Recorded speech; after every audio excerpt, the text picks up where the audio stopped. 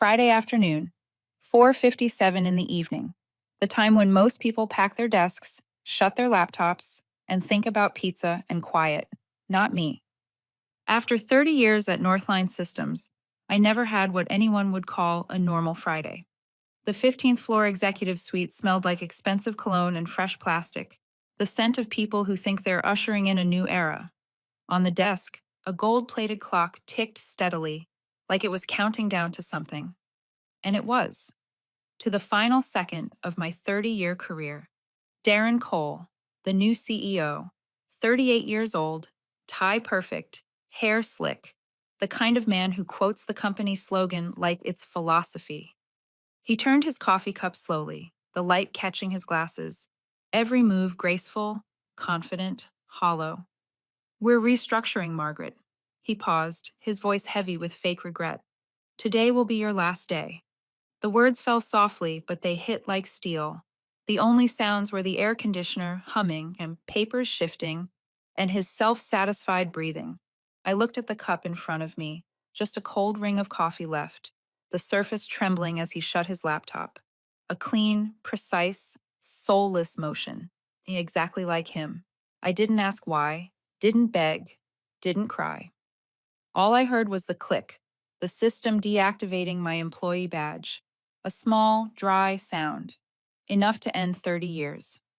30 years of night shifts, of pressure valves and near accidents I stayed late to prevent, all wrapped up in one click. I looked him straight in the eye. That Harvard MBA kind of stare, clear, confident, lined to everyone but himself.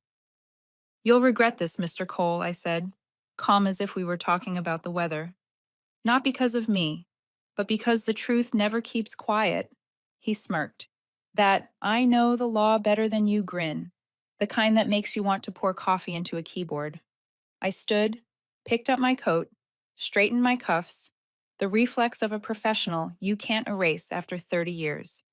He started to speak, probably the ceremonial "I'm sorry," but I was already walking away. I didn't need hollow farewells. The 15th floor hallway gleamed under LED light. My shadow stretched long and steady across the polished floor. The elevator chimed, a soft, tired sigh.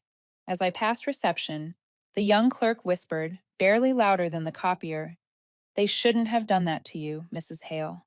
I stopped and looked at her, and saw myself 30 years ago, a fresh engineer who still believed good work would bring fairness. I smiled. "It's all right, honey. They just fired the calmest person in this company." She smiled back, not quite understanding. "That's fine. Someday, when her silence grows loud enough, she will." The elevator descended slowly. I watched my reflection slide past each floor, a life in reverse. 12th floor, where I once worked the night shift. 8th, where I got promoted. 3rd, where Thomas used to wait for me before he passed. The doors opened. Cold air swept in. The sky over St. Paul was gray, the mist thin as steel dust. I stepped out, holding my badge, its screen blinking red. Access denied. "Access denied," I whispered, smiling. "Makes sense. Northline never really granted me access. They only needed me." A taxi pulled up. The driver glanced at me in the mirror, weary but kind. "Rough day at work, ma'am?" "Something like that," I said. "They just forgot to say thank you." He chuckled, the kind of laugh only outsiders can afford. I looked out the window. The city kept shining. People kept rushing. No one knew a minor restructuring on the 15th floor had just killed a loyal soul. The car stopped in front of my small house by the lake. I unlocked the door, turned on the light, and made tea. Rituals that keep you awake. On the table sat the 25th anniversary photo, me in the middle of the engineering team, clipboard in hand, eyes straight, confident, a bit stern. Behind me, Thomas, smiling softly. His voice echoed in my mind. "You don't have to speak loudly to be heard. Just do the right thing. They'll fall silent." I nodded. "Yes, Thomas. Maybe it's time to test that again." I sipped my tea. The lamplight caught the silver badge, Northline Systems, gleaming faintly. The name felt foreign now. I set it down, hearing a soft click, as if it knew the game wasn't over. I looked straight at the camera. Have you ever been replaced just because someone was younger, cheaper, or louder? Tell me in the comments, and tell me where you're watching from. I paused, then smiled, the smile of someone who's lost everything, yet still holds the upper hand. Because sometimes all it takes is one small sound to bring down an entire system. When Northline was still a small plant outside St. Paul, I used to run the entire line like a conductor. 3 shifts, 120 workers, hundreds of machines moving like a metal orchestra, every hiss and clang with its own rhythm. All it took was me standing there, hard hat on, clipboard in hand, and everything flowed. No shouting, no orders. They just watched for my nod, and the machines obeyed. Back then, they called me the backbone of the company. A title never printed in any contract, but everyone understood it. Every major decision crossed my desk, from pressure settings to maintenance schedules. If I said no, the line stopped. No one argued, not even the gray-haired supervisors. Now it's different. Now they call me a relic. A word spoken with a friendly smile, but eyes that say it's time for you to leave. On the meeting room wall hang 27 plaques, all men's names: Process Innovation of the Year, Production Efficiency, Technological Contribution. Mine sits at the bottom left corner, dusty and fading. One day I tried to wipe it clean. Didn't even touch it before the young assistant said, "Leave it, ma'am. It looks more vintage that way." Vintage. Me. Vintage. A woman who kept this system alive through crises, budget cuts, and 2 chairmen is now labeled as classic. Sounds elegant, if not for the word outdated hiding inside it. I'm not invisible. They just choose not to see me. I've watched 3 CEOs come and go. Each brought their own slogan: efficiency, speed, growth. None ever came with the word ethics. Maybe that one doesn't look good on a PowerPoint slide. I remember the night I saved the plant from a pressure explosion. Friday night shift, 1:13 in the morning. A faint whistle, one that only years in operations could recognize. I checked the gauge. Pressure is spiking abnormally. I didn't wait for a report. I ordered a full shutdown. The floor went silent, confused. By morning, the engineers confirmed it. 2 more minutes and 20 lives would have been gone. The company sent me flowers and a thank you card. No bonus, no meeting, no mention. 3 months later, they installed an automated monitoring system and called it the Darren Tech Safety Initiative, sponsored by the previous CEO. I saw the project name flash across the screen and smiled. Technology can monitor, but it can't listen. Then Darren arrived, with his smile and shiny words: cost optimization, margin expansion, removing redundancies. In his language, redundancies meant people. Optimization meant skipping what's time-consuming but keeps people safe. The first day I met him, I understood. He wasn't here to build. He was here to sell, not to listen, to perform. He spoke about transforming company culture, while I looked at last quarter's unresolved safety errors. He preached automation while I stared at compressors that hadn't had their safety valves replaced in 14 years. The first time I rejected his plan to cut inspection frequency, he smirked. "Margaret, you know the law only requires periodic checks. You've been doing them monthly. You're doubling our costs." I answered without looking up. "That cost is still cheaper than a life, Mr. Cole." He didn't like that. I saw it in his eyes, the discomfort of a man reminded that profit isn't everything. After the meeting, I caught whispers. "She's stubborn. She's old. Doesn't understand the times." Maybe they were right. I don't understand a world that calls skipping the truth risk management. I still came to the plant every morning at 6, walking past young engineers with earbuds in. No one greeted me. No one needed to. To them, I was just the one who hadn't retired yet. My chair was called the Legacy Seat. My reports were filed in folders named Legacy, Archive, and Old. Polite words, but I knew, once they add old, they're preparing to delete. Some nights I stayed late, watching the pressure valves glow under the lights like steel fireflies. The company felt like a living creature aging from within, its shell still polished, but its veins corroding. Maybe I was the same, except I knew when to stop. They didn't. One afternoon, Darren walked into the factory with a PR crew. He wore a spotless hard hat labeled Safety First, smiling for photos. I stood in the corner, watching him hold a wrench the wrong way and say, "At Northline, safety is our top priority." I smiled faintly. The coffee cup in my hand trembled with the rhythm of the compressor, the sound I trusted more than my own heartbeat. Top priority, huh? I thought. He'll learn what real priority means soon enough. That night, I opened my drawer and took out a silver hard drive. Not for revenge, just instinct. The instinct of someone who's seen too many reports edited before submission. I placed it on the table and listened to the ticking clock. That steady rhythm felt like both a reminder and a promise. "They think I'm a relic," I whispered. "But if a relic still exists, it means it outlasted all of them." That night, I didn't cry. Tears are a luxury for those who haven't seen too many things collapse and still had to stand up again. I made a cup of black tea and sat at the old desk by the window. Rain brushed softly across Minnesota, the streetlights reflected on the lake, each drop falling steady and precise, like the ticking of the factory clocks. In the drawer, the silver hard drive lay still. I opened it, clicked, and a small sound echoed through the quiet room. Inside were 4 folders I had carefully backed up over the last 4 years. I called it the Silent Archive. The first folder, emails. The warning chains I sent about pressure levels exceeding safety limits. All marked as read, none answered. The second, technical schematics. Blueprints I signed, later modified by the leadership to smooth out the numbers. I kept the originals, a habit born from not trusting system memory. The third, meeting recordings. Darren's voice, crystal clear, every breath audible. "We don't need another inspection. Just sign it. No one will ever check."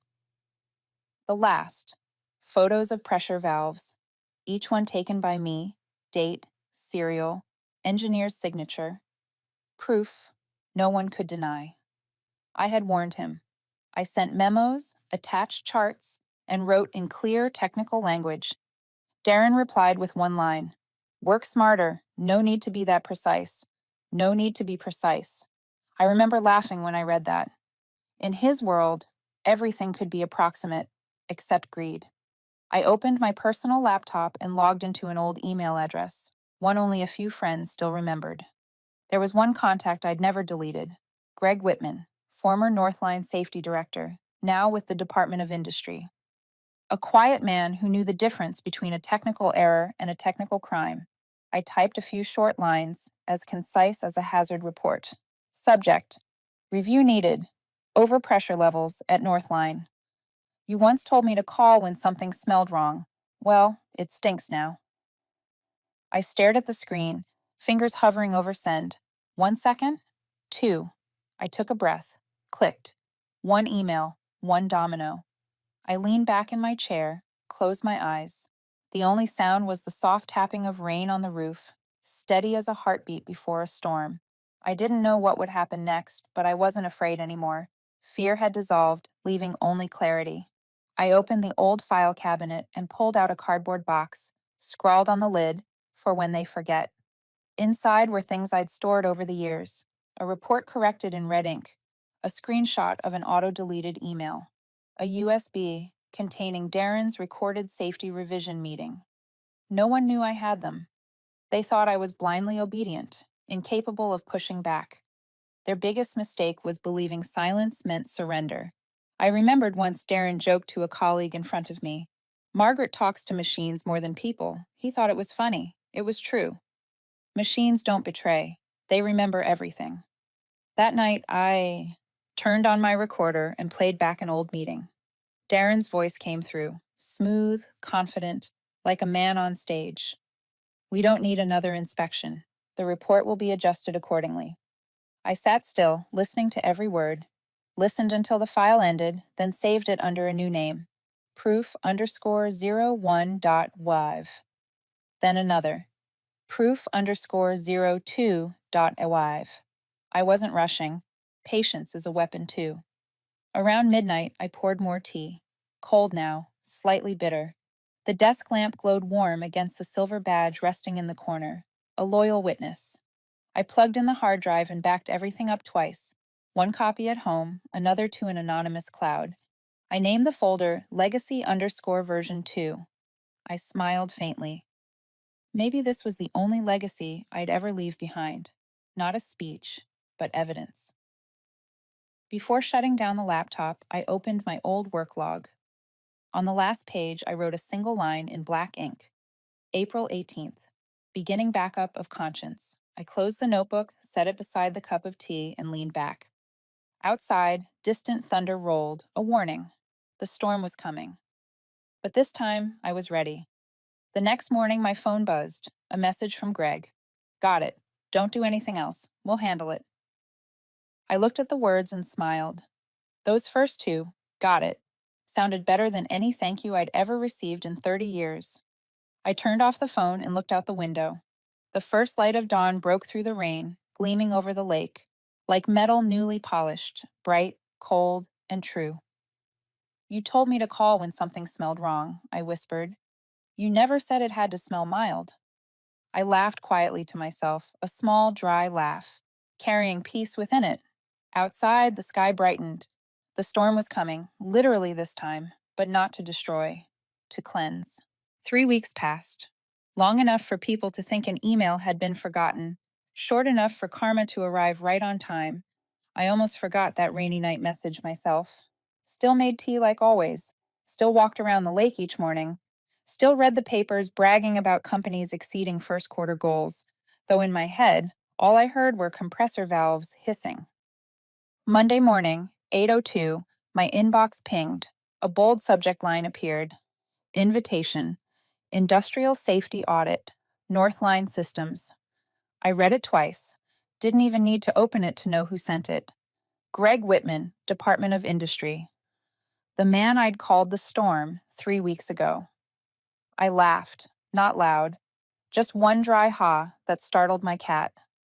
They're not inviting me because they care, I whispered. They're inviting me because they're scared. The tea was still hot. I stirred it gently, watching the swirl form a small, dark spiral. Something about that moment felt right. Justice without a judge. I opened the email. The Department of Industry is conducting a routine safety inspection at Northline Systems. We understand you previously supervised operations and may possess relevant technical data. We request your assistance as an independent advisor. Signed, Greg Whitman, Deputy Director, Industrial Safety Division. Short, plain, no decoration. But each word weighed more than the entire morning's business headlines. I leaned back, closed my eyes. I could picture the 15th floor office perfectly. Darren was standing up so fast his tie slipped sideways, a coffee cup tipping, spreading a dark ring across the quarterly report. The young receptionist gripping the phone, voice shaking. The Department of Industry is on the line. I chuckled again. That was quick, I murmured. Sometimes karma really does clock in on time. 3 days later, the inspection began. News spread faster than any internal memo ever could. Northline received the notice at 7:15 in the morning, and by 8, government cars were parked right in front of the lobby. I wasn't there, but I could see it in my head like an old film reel. I'd spent 10 years preparing for those very inspections. I knew the questions, the folders, and, most importantly, the ones they weren't supposed to open. And of course, that's exactly where they started. By afternoon, my phone rang. Unknown number. I answered. A calm, steady male voice I recognized immediately. Margaret? Greg here. Just wanted to say, it looks like your email hit the right spot. The smelliest one? I asked. Exactly. They're tearing through records. Some documents appear altered, and coincidentally, right around when you were dismissed. Coincidence has always been my favorite part of these stories, I said lightly. We may need you to join as an independent expert, Greg continued. The audit team will send an official invitation. But Margaret, yes? Don't talk to anyone at Northline. Stay quiet. You know how to. I'm a specialist in that field. I smiled. That night, I sat back at my desk. The silver hard drive lay still, the lamp's reflection cutting across its surface like a cold moon. I played the file proof_01.wave. Darren's voice filled my headphones. No one will ever check. I turned the volume down. Wrong again, Darren, I whispered. Someone's checking. I powered off the laptop and poured more tea. Cold now, but strong. Truth, even when cooled, still has a scent. The next morning, the local paper ran a headline: Northline Systems, Surprise Audit by Department of Industry. A photo of the headquarters gleaming under a gray sky. A small caption read, Sources say the audit focuses on operational safety procedures. I looked at the picture, smiled faintly. One line, written like it was meant just for me. My phone rang again. Internal North Line number. I wasn't going to answer, but I did. Mrs. Hale? A woman's shaky voice. Janet, former HR. I just wanted to say, they're panicking. Darren's trying to find who leaked the data. I sipped my tea, voice calm as air. And they think it's me? I don't know, but he's questioning everyone who ever worked under you. Good, I said. At least he's finally doing his job. Janet gave a nervous little laugh, half fear, half satisfaction. You're still the same, calm to the point of terrifying. No, Janet, I said. I'm just enjoying the sound of justice. It sounds a lot like paperwork being shuffled, you know? That afternoon, Greg's email arrived. You have been appointed a temporary consultant for the Northline audit. Please report on Wednesday at 9 o'clock, conference room, 5th floor, main headquarters. I read the line, then looked out the window. The sunlight angled through the blinds, scattering into thin golden bars. 30 years at that company, and I'd never been invited to a meeting on the 5th floor. That was the executive's floor, the power floor, the one that now wanted me, not for a signature, but for the truth. I smiled. Not a victorious smile, the kind you wear when you've watched the wheel come full circle. That night, before sleeping, I wrote in my notebook, May 12th. They called me back, not to work, to prove I was right. I closed the book, hearing the soft thud. It sounded like the end of 30 years of endurance and the start of something new. The inspection hit suddenly, the kind where no one has time to decide who to blame first. Wednesday, 9:07 in the morning, the audit team walked into Northline headquarters. Gray suits, cold expressions, no introductions needed. Each carried a laptop, a badge, and the same look that said, We're here to see if you're actually alive. Darren Cole wasn't ready for this kind of rehearsal. He appeared in the 15th floor hallway, tie crooked, coffee trembling in his hand. The LED lights reflected off his gelled hair, shining like wax. Who reported this? Who? He shouted, voice cracking. Why didn't anyone know about this sooner? No one answered. The office was silent, except for the printer, humming somewhere, spitting out an error log like it was laughing. Darren stormed through the corridor like a hurricane in a tailored suit. His coffee spilled, spreading into dark rings across the wooden table, beautiful in a strange way. Each ring a pulse of panic. Janet, get me the last quarter's operations report. No, make that the one before that. And tell it to delete all temporary data. I don't want anything being misinterpreted. Janet, poor thing, glanced around, voice trembling. Sir, they're in the IT room. What? Darren froze, then bolted down the hall, his tie fluttering behind him like a white flag of surrender. I knew every move even though I wasn't there.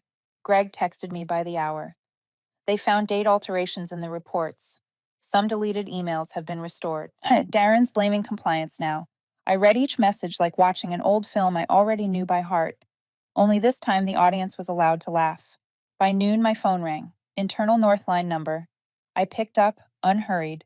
Darren's voice, tight and shaky, was trying to sound in control. Margaret, it's me. Darren, we need you back. At least temporarily. I took a calm sip of tea. You already had me, remember? You restructured me 3 weeks ago. I know, but the situation is complicated. Complicated, I echoed. I told you that if you kept altering data, the system would collapse. Looks like I was right, wasn't I? He went quiet for a few seconds, maybe biting his lip, maybe hitting his desk. Margaret, this isn't the time. No, it's exactly the time, I said. You're just not used to hearing the truth. I heard a sharp exhale, then a line caught somewhere between pride and desperation. Do you want to come back or not? I smiled. No, Darren, I don't want to come back. But I will show up. There's a difference. Then I hung up. That afternoon, an email arrived from the audit team. We request your presence tomorrow to assist with data verification. Location, North Line Systems, 15th floor conference room. I laughed. The same room where they fired me 3 weeks ago. Now they were inviting me back. Not to end something, but to save it. Karma sure knows how to write a script.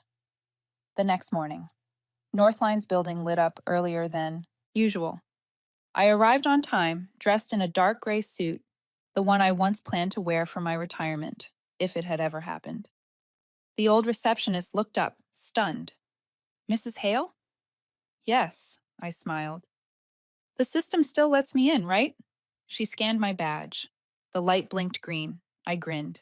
Guess Karma forgot to update your system. She chuckled softly, a hint of satisfaction in her eyes.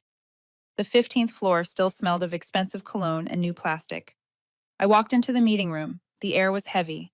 7 people around the table, Darren among them. He looked wrecked. Tie loose, hair a mess, eyes bloodshot. Greg and 2 auditors sat across from him. On the screen, a spreadsheet I recognized immediately, the pressure tank file I'd once warned about. Mrs. Hale, Greg said, smiling. Glad to see you again. Can you confirm this is the original dataset? I stepped closer, pointed to the timestamp column. This is the original, I said clearly because the edited version removed the unit of measurement. Darren cut in. That's a minor mistake. It doesn't affect the calculations. I turned to him, steady. A minor mistake at 3,000 psi can kill someone, Mr. Cole. And the fact that you call it minor, that's the biggest problem this company has. The room went dead quiet. Only the faint hum of the projector filled the air. One of the auditors cleared his throat, breaking the silence. The meeting lasted 3 hours. Every word I spoke was recorded. Every chart displayed was one I'd preserved. I didn't need to argue. The truth spoke for itself. Darren tried to twist it, deflect blame, drag others down with him. But the more he talked, the deeper he sank. Greg said little, just nodded occasionally, letting him dig his own grave. By the end, Darren stood up, voice cracking. You're trying to destroy this company, Margaret. You're bitter because you got fired. I gathered my papers, calm as ever. No, Darren, I'm not destroying anything. I just stopped covering for you. He froze, mouth open, words gone. I walked to the door, opened it, and said without turning around, Be careful when you close the door behind you, Mr. Cole. Sometimes the draft is stronger than you think. The door clicked shut, a sharp sound that echoed down the corridor. Later that afternoon, a message from Janet. He's been asked to surrender system access. The board is in an emergency session. I looked at my phone, set it down, didn't smile, didn't react. Just took a sip of tea, feeling the warmth slide down my throat. That warmth, it felt exactly like justice starting to move. The storm's here, Darren, but sorry for you, it doesn't need wind, it wears a suit. The inspection lasted 3 days. 3 days were enough to strip away every layer of polished paint hiding the truth. They discovered Darren had ignored safety protocols, signing off on faulty pressure units just to meet quarterly targets. If even one of those tanks had exploded, hundreds of night shift workers might never have gone home. The files I had kept, emails, meeting notes, original signatures, now sat neatly in the investigators' hands.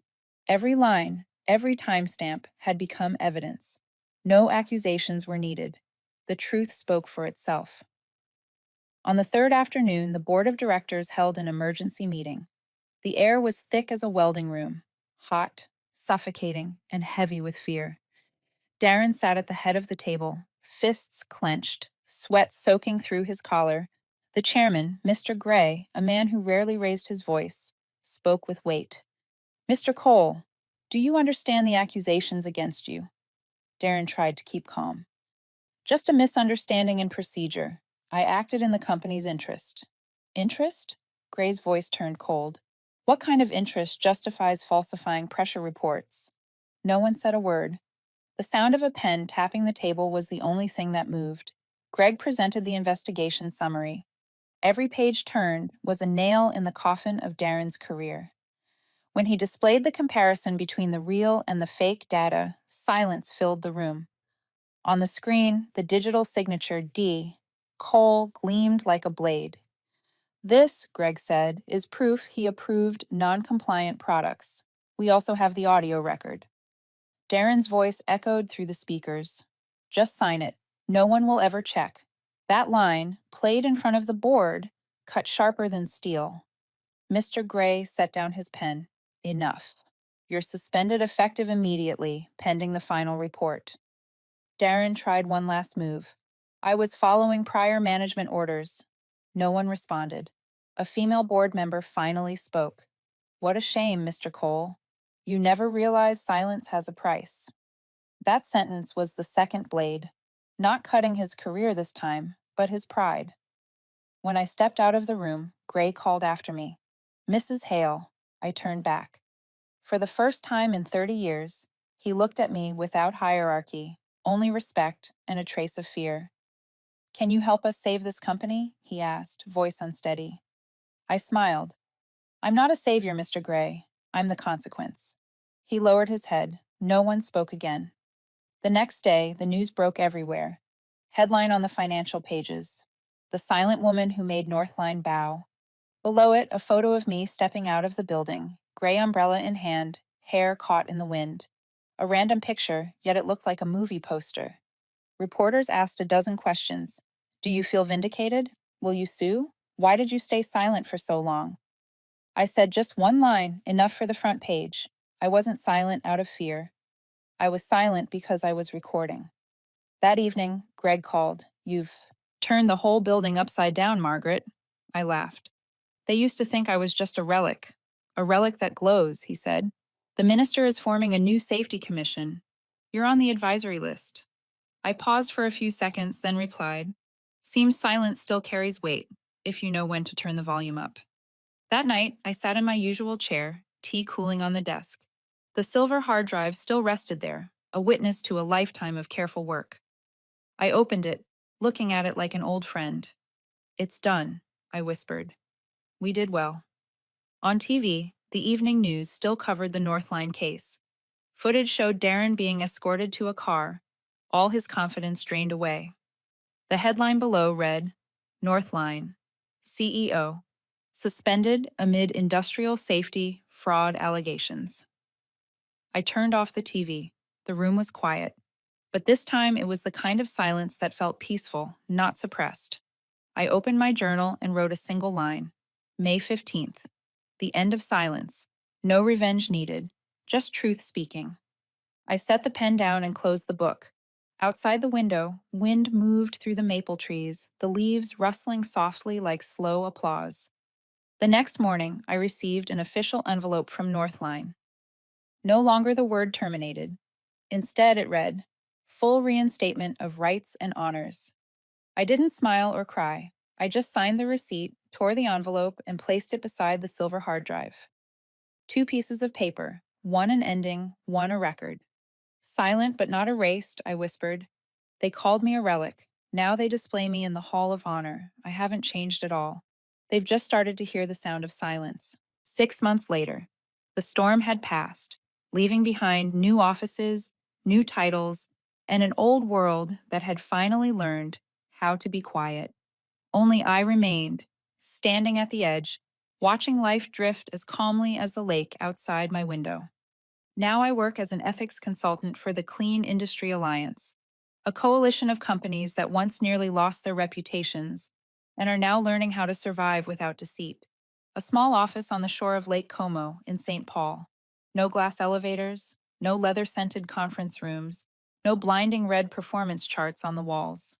Just an oak desk, 2 potted plants, and a window opening to still water. In the mornings, thin fog glides across the lake, slow, unhurried, like the breath of someone who no longer needs to prove anything. The coffee machine clicks softly in the corner each morning. That sound used to annoy me. 30 years in a factory, I only knew the hiss of pressure valves, the clang of metal, the scream of alarms. Peace, back then, was a luxury. Now it's different. That faint tick, tick, sounds like the steady heartbeat of someone who survived. Maybe peace has its own sound, I thought. One October morning, a cream-colored envelope arrived. No one writes letters anymore, so I opened it carefully, with both hands, as if it were something fragile. The first line made me stop. Dear Ms. Hale, if not for you, I'd still be working for a liar. It was from Lena, a young engineer from Northline, the shy girl who used to walk past my office with her head down, afraid to make mistakes. She wrote, I once saw numbers being altered. I wanted to report it, but didn't dare. When I learned you'd kept the evidence for years, I understood. Silence has power, if used at the right moment. Thank you for staying silent at the right time. I read each word slowly. The paper smelled new, the handwriting faintly trembling. She must have written it late at night, with one hand still afraid. I set the letter beside my steaming cup of coffee. The scent of paper and coffee mixed in the air, reminding me of the old conference room where everything once ended with a click. Only this time, I felt light. Funny, I thought. Sometimes peace is louder than chaos. That afternoon, Greg called. His voice was steady as ever, like a pressure gauge. Margaret, the Safety Commission mentioned your name at the ceremony. They're honoring those who helped rebuild ethical standards. I laughed. I thought they hated me. No, he said. Now they're just afraid of you, but the kind of fear that keeps people honest. We stayed quiet for a while. Outside, the sound of small waves brushed against the shore, like the calm heartbeat of a world learning to stop lying. Sometimes I still get internal reports from Northline. The company survived. They changed the leadership and created a new division, production integrity. The same idea I proposed 10 years ago, when everyone laughed. Now they hang my photo in that department, under the words, integrity never expires. It sounds cliché, but when I saw it, I only smiled. Some truths take 30 years to understand. In the late afternoon, I walked along the lake. Sunlight slanted across the water, ducks gliding in a row, calm, as if no factory had ever exploded from greed. A group of students sat on the grass, debating ethics in the age of AI. I chuckled softly. Every generation thinks it's the first to discover the truth, but I don't judge, I just listen. The crunch of gravel under my shoes, the small, real sound that feels more trustworthy than any promise written in a report. That night, I opened the drawer and took out the silver hard drive. It had retired, same as me. I wiped the dust from it and placed a new label. No longer needed. I didn't erase the data. I simply unplugged it and put it away, like setting aside a sword that had fulfilled its duty. Thank you, I whispered. You helped me survive through silence. I opened the window. Night air drifted in, carrying the scent of water and damp leaves. I poured tea and let the room fill with warm yellow light. No alarms, no urgent emails, no follow-up investigation files. Only rising steam and the soft drip of tea against porcelain. 30 years to learn how to work, I thought. 6 months to learn how to be silent. And a lifetime to understand that peace also has a sound. You just have to stay quiet long enough to hear it. One March afternoon, the mailman arrived, the same old man with the wool cap, breathing hard as the wind off the lake pushed against him. Letter for you, from Northline, he said, voice carrying a hint of hesitation. A silver envelope, no sender name, just a cold printed line. Property returned. I took it, feeling the chill spread through my hand. The paper was thick, embossed faintly, not the sterile kind used in company memos. I opened it. Inside was my old silver employee badge, the one they deactivated the afternoon they fired me. Now it lay still in my palm, reflecting the weak light of the fading sun. Beside it was a small note, just 4 words, "We are sorry." I sat still for a while, not angry, not pleased, just as if someone had returned the key to a house that burned down long ago. I walked outside, following the stone path that led to the lake. The air was cold, the water still, the wind carrying the scent of iron and damp earth, the smell of time. I sat on the wooden bench, watching the lake quietly mirror the sunset. In my palm, the silver badge shimmered softly. I thought of that afternoon when they disabled it, the dry click that echoed in my mind for months. That sound once marked the end of a lifetime's work. Now it was just a memory, small, simple, weightless. I tilted the badge, the light catching it just right, and for a moment I saw my reflection, faint but there. I smiled and whispered, "Still looks fine. Deactivated or not, I still shine." I leaned forward and let the badge fall into the lake. It touched the surface. Click. A tiny sound, barely audible, but I heard it. It sank faster than their excuses ever could, I murmured. Ripples spread outward, slow, delicate, then disappeared. No one saw it. No one recorded it. But I did, and that was enough. I stayed there a little longer, watching the orange hue fade across the water. A pair of ducks glided past, leaving thin ripples that vanished soon after.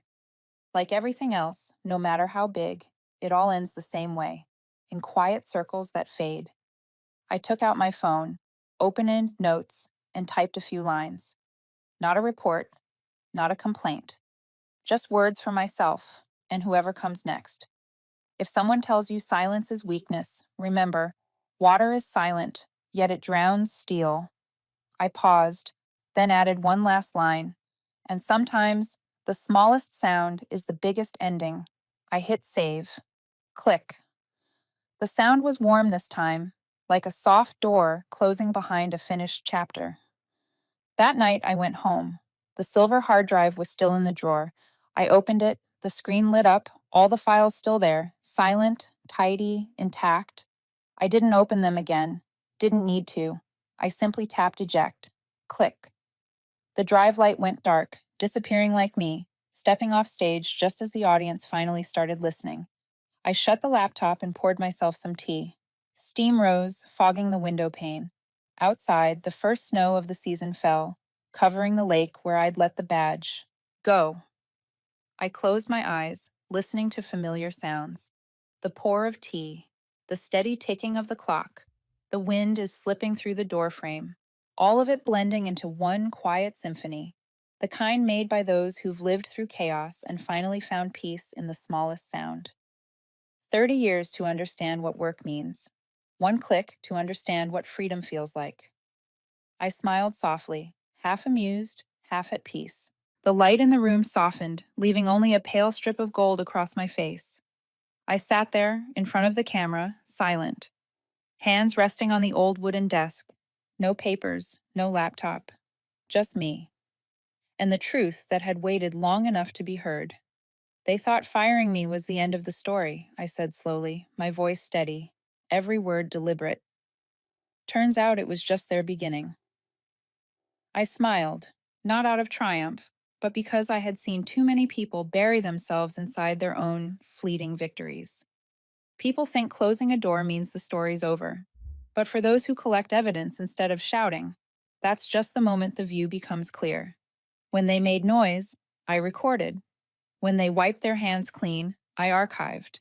When they laughed, I stayed silent, so the truth could find its own way back. If you've ever been underestimated, replaced, or ignored, remember this: the quiet ones don't disappear. They observe, patiently. I look straight into the lens, not angry, not proud. Just the gaze of someone who finally understood that time is the fairest lawyer in the world. When you're right, all you need is patience. Silence will turn into evidence. I remembered the early days after being fired. People told me, "Don't say anything, or you'll lose everything." They thought I was weak, but I was listening. Silence has its own memory, and truth, if you keep it clean, if you keep it long enough, always finds its way back. Maybe not fast, but certain. I didn't shout. I didn't beg. I just called the right person. One simple act, yet it carried the weight of 30 years in this world. Not everyone who listens is worth speaking to, and not everyone who speaks deserves to be heard. Justice isn't always the sound of a gavel. Sometimes it's the moment you see the person who mocked you bow their head over your words, reading each line, each figure, realizing they were all true. Someone once asked me, "Do you regret it? Are you angry?" I'll admit I was. There were nights I looked at that old photo of me and Thomas, the man who told me, holding on to your principles is a lonely kind of courage, and he was right. I did feel anger, but then I learned something. Anger drags you down, stillness drags others. I thought about my journey, from the click that deactivated my badge to the click that sent it sinking into the lake, from the silver hard drive hidden in a drawer to the files that made the powerful bow before a screen. People love explosions. I chose the sound of falling. People love proving themselves. I chose to let proof do it for me. Because truth doesn't need to shout, it just needs to last long enough that no one can erase it. I lowered my voice, speaking to whoever might be watching on the other side. To the younger ones, I want to say this: silence is not surrender. Silence is gathering, preparing, waiting for the right moment to speak or to hit send. If you're working in a place where honesty is seen as rebellion, don't try to be louder. Be clearer, keep copies, record when you must, back up what they tell you to delete. And when you leave, walk out like a researcher who just finished an experiment, not a loser leaving the field. I paused, hearing the steady tick of the clock. Then I smiled. This world has many ears, but sometimes those ears only listen when there's an attachment. It sounded like a joke, but it was truer than any ethics lecture, because today, justice often arrives in PDF. If you're being replaced, don't fight with noise. Fight with preparation, with evidence, with time, with calm. Don't become an echo, become the background hum of truth. I took a deep breath and glanced toward the window. The sun was almost gone. The last light slid across the desk, revealing the old scratches carved by years of use. I touched them, as if tracing my own scars. In the end, I said softly, truth doesn't need a microphone. It just needs time, and someone patient enough to wait for it to echo. I smiled, half amused, half serene. If you like stories about quiet revenge, about the strength inside stillness, subscribe, or don't. The next story will find you. I stood, turned off the light. The last glow withdrew from the room, leaving behind a pure kind of silence. Not heavy anymore, but calm, like the sound of water brushing the lake's edge at dawn. The screen went black. White text appeared, one line at a time. Truth doesn't need a microphone. It doesn't need anyone to shout for it. It only needs one person, brave enough not to erase it.